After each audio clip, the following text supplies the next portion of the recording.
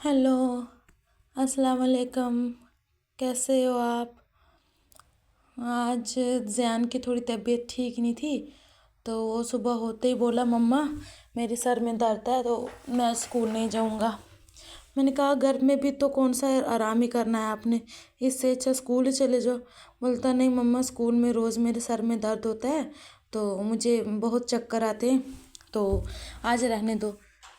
मैंने कहा ठीक है चलो रह ही लो, वैसे भी कौन सा घर में आराम करना है आपने। तो फिर मैंने कहा चलो, मैंने कहा जियान को थोड़ी देर बाहर धूप में लेट जा ताकि थोड़ी धूप लगे। बोलता है नहीं मम्मा मुझे आपकी मदद करनी है। मैंने कहा मदद तो कम ही करोगे, मदद के नाम पे उल्टा नुकसान ही करोगे मेरा। मना भी करूँगी तो भी वो पंगे करने ही करने हैं। फिर मैंने कहा चलो कोई बात नहीं, करो मेरी मदद साथ में। फिर अभी सर्दी हो गई है तो मैंने सोचा कि कंबल को ना कवर चढ़ा देते हैं, एक तो कंबल गंदा भी नहीं होगा, दूसरा कवर चढ़ाने से रजाई वाला काम करेगा।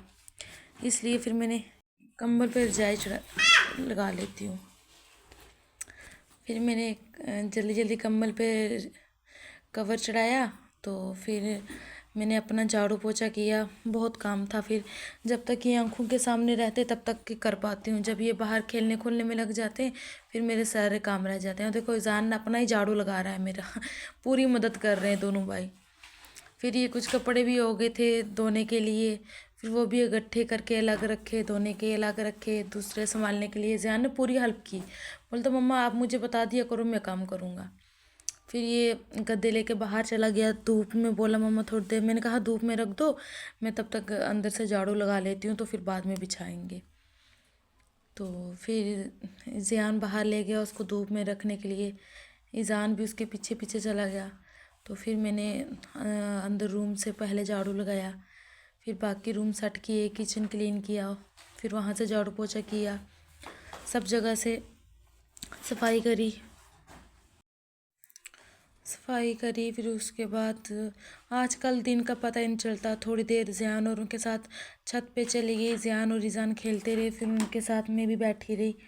फिर उनको खिला के फिर वापस नीचे लाया। फिर दिन का खाना मैंने कहा पहले खाना ही बना लेती हूँ, बाद में कोई और काम करूँगी, क्योंकि ना खाना रह ही जाता है फिर बाद में लेट हो जाता है।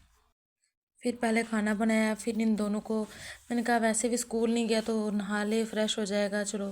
फिर उसको थोड़ी दवाई दी, फिर उसको नहलाया, फिर ईज़ान को भी नहलाया, दोनों को नहला के उनकी मालिश करी, फिर उनके कपड़े चेंज किए।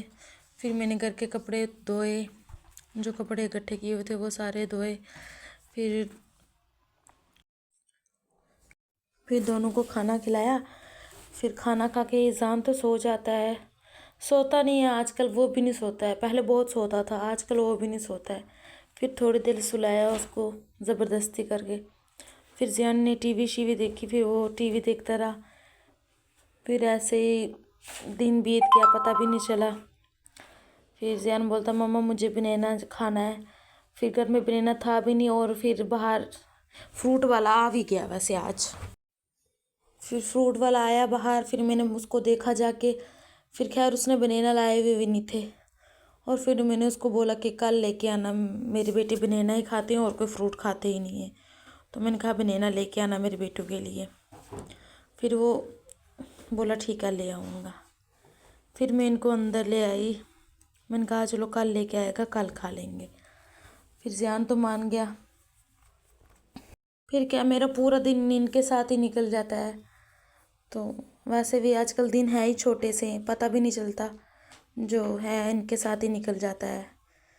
तो फिर आज का व्लॉग यहीं ख़त्म करते हैं। प्लीज़ एक सब्सक्राइब कर दो और लाइक कर दो मेरी वीडियो को। Thank you so much.